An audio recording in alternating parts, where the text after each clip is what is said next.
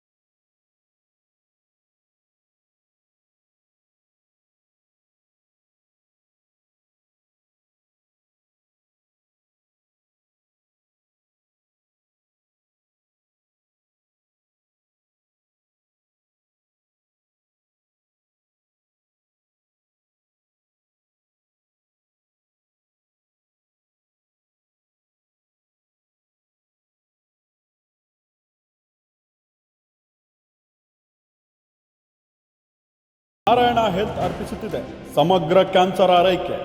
ಈಗ ಶಿವಮೊಗ್ಗದ ಸಹ್ಯಾದ್ರಿ ನಾರಾಯಣ ಆಸ್ಪತ್ರೆಯಲ್ಲಿ ನಮ್ಮ ವಿಶೇಷತೆಗಳು: surgical oncology, medical oncology, radiation oncology. ಕ್ಯಾನ್ಸರ್ನ ಸಮಗ್ರ ಆರೈಕೆಗಾಗಿ ಹಿಂದೆ ಸಂಪರ್ಕಿಸಿ ಸಹ್ಯಾದ್ರಿ ನಾರಾಯಣ ಆಸ್ಪತ್ರೆ, ಎಂಟಿ ರಸ್ತೆ, ಹರ್ಕೆರೆ, ಶಿವಮೊಗ್ಗ. ಟೋಲ್ ಫ್ರೀ ಸಂಖ್ಯೆ 1800-309-0309. ಏರ್ಪೋರ್ಟ್ ರಸ್ತೆ ಇದೆಯಲ್ಲ, NR-ಪುರ ರಸ್ತೆ, ಅಲ್ಲಿಂದ ಜಸ್ಟ್ ಒಂದು 500 ಮೀಟರ್ ದೂರದಲ್ಲಿ ಸರ್ವೆ ನಂಬರ್, ಊರುಗಡೂರು ಸರ್ವೆ ನಂಬರ್, ನಿಧಿಗೆ ಹೋಬಳಿ, ಶಿವಮೊಗ್ಗ ತಾಲೂಕು ನಿಧಿಗೆ ಹೋಬಳಿ, ಊರುಗಡೂರು ಸರ್ವೆ ನಂಬರ್ 103 ಬರುತ್ತೆ. ಈ ಸರ್ವೆ ನಂಬರ್ 103ರಲ್ಲಿ ಶಿವಮೊಗ್ಗ CDP ಪ್ಲಾನಿಗೆ ನಾನು ನಿಮಗೆ ತೋರಿಸ್ತಾ ಇರೋದು. ಇದು ಒಂದೇ ಸರ್ವೆ ನಂಬರ್ 103/1 ಎಲ್ಲ ತಪ್ಪುಗಳು ಸರ್ವೆ ನಂಬರ್ 103/1ರಲ್ಲಿ 103/2 ಇದಕ್ಕೂ ಸಂಬಂಧ ಇಲ್ಲ. ರಸ್ತೆ ಮತ್ತು ಇನ್ನೊಬ್ಬ ಇರೋಂಥ ಜಾಗನ ರಸ್ತೆನೇ ಕ್ಲಿಯರಾಗಿ ಮಾಡಿಕೊಡ್ತಾರೆ. ಇದು ತಾವೆಲ್ಲರೂ ಆಮೇಲೆ ಬೇಕಾದ್ರೆ ರೆಕಾರ್ಡ್ ಕೊಡ್ತೀನಿ, ಗಮನ ಮಾಡ್ಬೋದು. ಇದು ಶಿವಮೊಗ್ಗ CDP. ಈ CDPಯಲ್ಲಿ ಕ್ಲಿಯರಾಗಿ ರಸ್ತೆ ಮತ್ತು NRSಗೆ ಇದಾಗಿರೋದು ಇದೆ, ಮತ್ತು ಅಕ್ವಜಿಷನ್ ಆಗಿರೋದು 1961ನೇ ಇಸ್ವಿಲಿ ಇದು ಅಕ್ವಜಿಷನ್ ಆಗಿರೋ ಜಾಗ. ಇದನ್ನು ಕೂಡ ತಮಗೆಲ್ಲರಿಗೂ ರೆಕಾರ್ಡ್ ಕೊಡ್ತೀನಿ ನಾನು.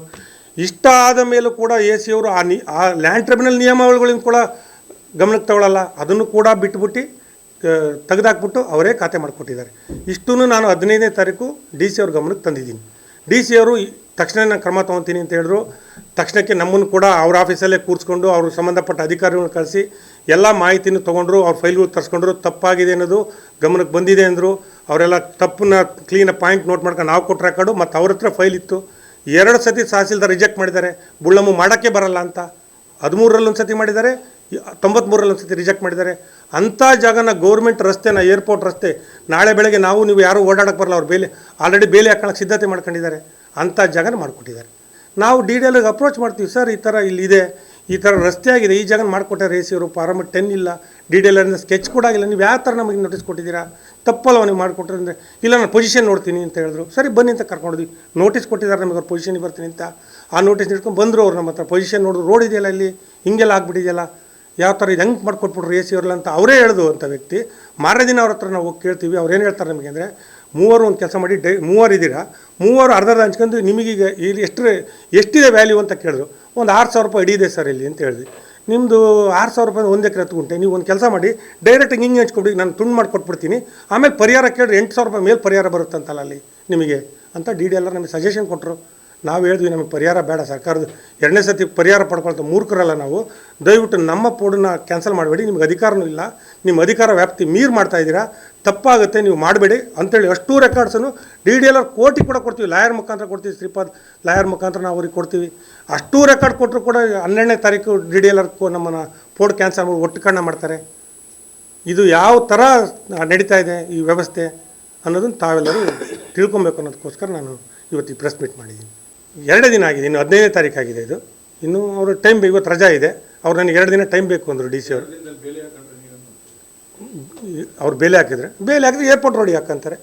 ನನಗೇನು ಆಗಬೇಕಾಗುತ್ತೆ, ಏರ್ಪೋರ್ಟಿಗೆ ಹೋಗೋರಲ್ಲ ಹಾರ್ಕೊಂಡು ಹೋಗ್ತಾರೆ ಹೆಲಿಕಾಪ್ಟರ್ ತೊಗೊಂಡು, ನಾವೇನು ಮಾಡೋಕ್ಕೋಗಲ್ಲ. DC ಅವ್ರು ಕೂಡ ಹೆಲಿಕಾಪ್ಟ್ರಲ್ಲೇ ಹೋಗ್ಬೇಕಾಗತ್ತೆ, ಅಲ್ಲಿ ಡಬಲ್ ಟ್ಯಾಂಕಿಂದ ಹಾರ್ಕೊಂಡು ಮತ್ತೆ ಅಲ್ಲಿ ಸಂತೆಗಡರಲ್ಲಿ ಇಳ್ಕೊಂಡು ಹಂಗೆ ಹೋಗ್ಬೇಕಾಗತ್ತೆ. ಮಿನಿಸ್ಟ್ರು, DC, AC, CM ಯಾರು ಬಂದರೂ ಕೂಡ ಅಷ್ಟೇ, ಅವ್ರು ಹಾಕೊಂಡ್ರೆ ಅವ್ರಿಗೆ ಬಿಟ್ಟಿದ್ದು.